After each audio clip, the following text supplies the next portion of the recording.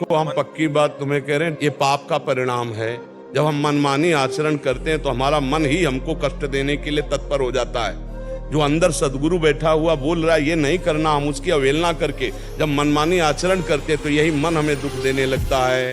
मन का बार बार over thinking, बार बार इसका ऐसा चिंतन करना, बार बार भोगों का चिंतन करना, बार बार, तो ये हमारे को कमजोर कर रहा है। तो वही भयावह स्थिति, चिंता, भय, शोक, इससे बचना है तो एकमात्र श्री भगवान का आश्रय लेकर भजन करते हुए धर्म पूर्वक चलो, कोई डिप्रेशन नहीं रहेगा। और धर्म पूर्वक नहीं चलोगे तो डिप्रेशन मार देगा। यही मन तुम्हें जहर खवा देगा, यही मन तुम्हें फांसी में टंगवा देगा, यही मन तुम्हें जेल पहुंचा देगा, यही मन तुम्हें नर्क पहुंचा देगा। इसीलिए ये अध्यात्म बना हुआ है। डिप्रेशन किस बात का है? क्यों डर रहे हो? तुम्हारा पाप तुम्हें डरा रहा है। तुम बिल्कुल खुला बच्चा मानो ना, ये तुम्हारे आचरणों का फल तुम्हें प्राप्त हो रहा है और कोई नहीं है। कोई डिप्रेशन, किस बात का डिप्रेशन है? जिस मन को हमें सच्चिदानंद चिंतन में लगाना चाहिए उस मन को हमने गलत चिंतन में लगाया। जिस शरीर से हमें सद आचरण करने चाहिए हमने गलत आचरण किए तो परिणाम भोगना पड़ेगा। आपका मन ही आपको दंड देगा, आपकी बुद्धि ही आपके विपरीत हो जाएगी। बुरी दशा आने के पहले बुद्धि बदली जाती है। जही का विधना दारुण दुख दीन, वही का मति पहले हरिलीन। क्योंकि बुद्धि ड्राइवर है, बुद्धि सारथी है।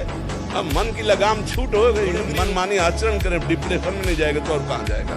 अगर इससे बचना है तो आज भी हम कह रहे हैं, नाम जप शुरू कर दो, जोर जोर से नाम जप शुरू कर दो। जो नाम प्रियो राम कृष्ण हरि राधा, जो नाम प्रियो, नाम जप शुरू कर दो और गंदे आचरणों का त्याग कर दो, जिससे ब्रह्मचर्य पुष्ट हो। अभी कुछ दिन वो आचरण करो, अभी देखो ठीक होने लगो, अभी डिप्रेशन ठीक हो जाएगा। हम आपसे कह रहे ब्रह्मचर्य पर दृष्टि डालो, ब्रह्मचर्य का सुधार करो, बुरे आचरण जो करते हो उनको छोड़ दो और नाम जप करो। अभी आनंदित ना हो जाना तो बताना, अरे आनंद, अरे ऐसा आनंद, प्रसन्न आत्मा, भारी से भारी दुख में भी आती है। भगवत स्वरूप हो आपको, आप जान नहीं रहे अपने स्वरूप को। आप शरीर को लेकर के ऐसे आचरण कर रहे थे, इसीलिए ढकता ज्ञान चला जा रहा है। नहीं, आनंद कहीं से आना है क्या? हमारा आनंद स्वरूप है, हमारा आनंद अखंड है। कोई किसी क्रिया या साधना से थोड़ी आनंद आता है, साधना से असाधनों का त्याग होता है। असाधन त्याग हुए अपने आप। जैसे जल निर्मल और शांत हो तो उसके नीचे क्या हमें दिखाई देता है, ऐसे ही हमारा मन निर्मल और एकाग्र हो तो परमात्मा बोध होने में देर थोड़ी लगती है। हमारी बात समझ रहे हो? आचरणों पर सुधार करो। आप समझ पाए? दवाई खा रहे हो डिप्रेशन की?